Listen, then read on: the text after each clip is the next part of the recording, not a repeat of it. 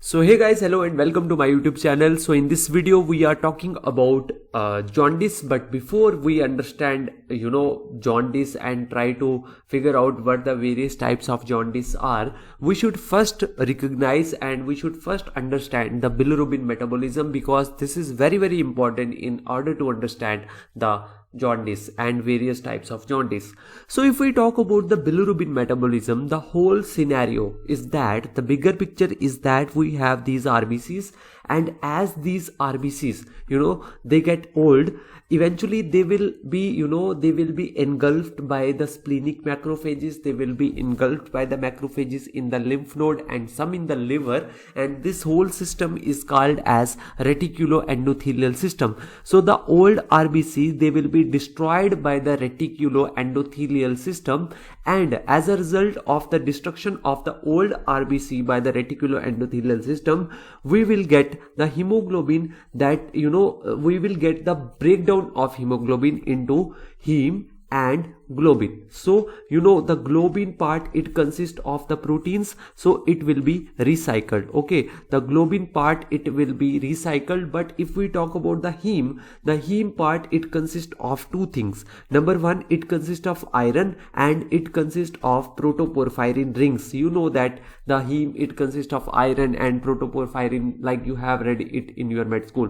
So iron and protoporphyrin, you know that iron is essential, so iron will also be recycled in the same way the globins are. But if we talk about the protoporphyrin will be activated, or it will be acted upon by an enzyme, and it will convert the protoporphyrin into what is called as unconjugated bilirubin. So from the hemoglobin we will get protoporphyrin, and from the protoporphyrin we will get what is called as unconjugated bilirubin. Now from the reticuloendothelial system, this unconjugated bilirubin, it will be excreted in the blood.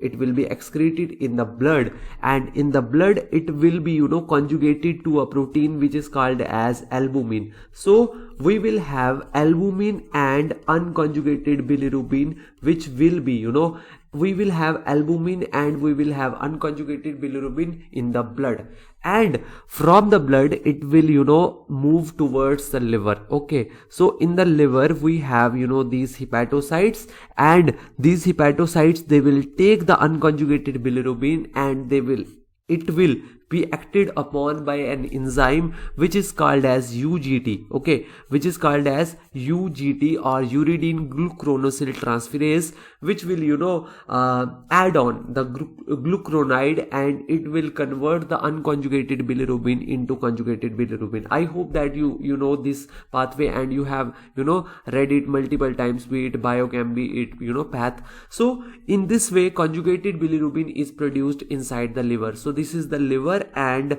in the liver we have the production of conjugated bilirubin, and next this conjugated bilirubin, it will be excreted in the bile, and via the bile it will enter into the intestine. So eventually the conjugated bilirubin enters into the intestine, so it is present in the intestine. Now next, what happens over there is that in the intestine, this conjugated bilirubin, okay, this is acted upon by the intestinal bacteria or the intestinal microbes. So it will be acted upon by the intestinal microbes, which will convert this conjugated bilirubin into unconjugated bilirubin in the first step, and in the next step it will be converted into urobilinogen. Okay, it will be converted into the urobilinogen. Now this urobilinogen, it will be converted into what is called as urobilin. It will be converted into urobilin. This urobilin is also called as stercobilin. Okay, this urobilin is also called as stercobilin. And now what happens is that most of the urobilin or stercobilin, most of it is excreted in the feces, and it gives yellowish color to the stools, while some part of it, okay, some part of it is reabsorbed, okay, it is reabsorbed via what is called as enterohepatic circulation, which means that it is being reabsorbed from the intestine entero and it is being dumped into the liver, so hepatic. So this stercobilin or the urobilin or the urobilinogen, it will be reabsorbed via the enterohepatic circulation into the liver. 90% of it will go directly into the liver, while 10% of the urobilinogen, primarily we are talking about the urobilinogen, not the urobilin and the stercobilin, because they are the decomposition products. We are talking about the urobilinogen.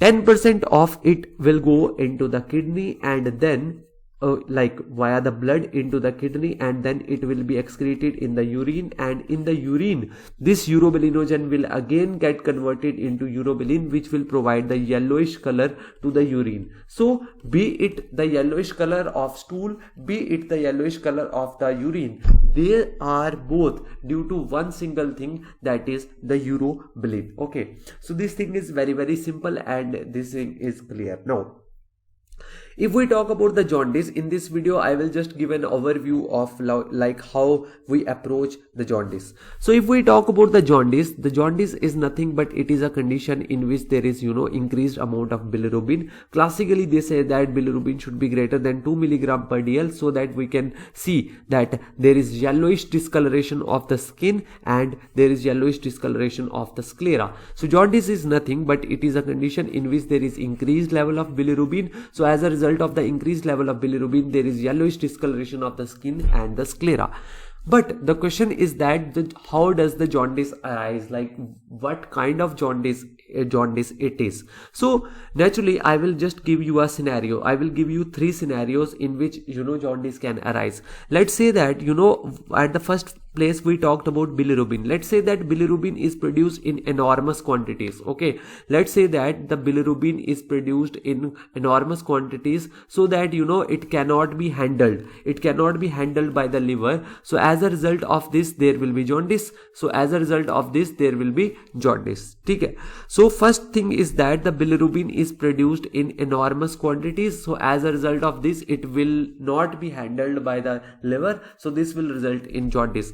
The next thing is that the liver is not functional. Okay, let's say that the enzyme which we were talking, like the UGT enzyme or the uridine gluconosyl transferase enzyme, it is decreased in quantity or in action. So as a result of this there will also be jaundice.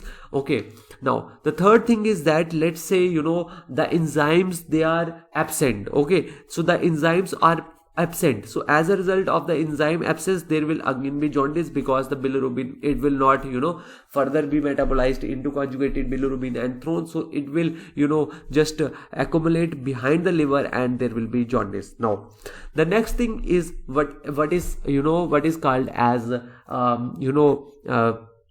obstructive jaundice. Okay, so what is called as obstructive jaundice?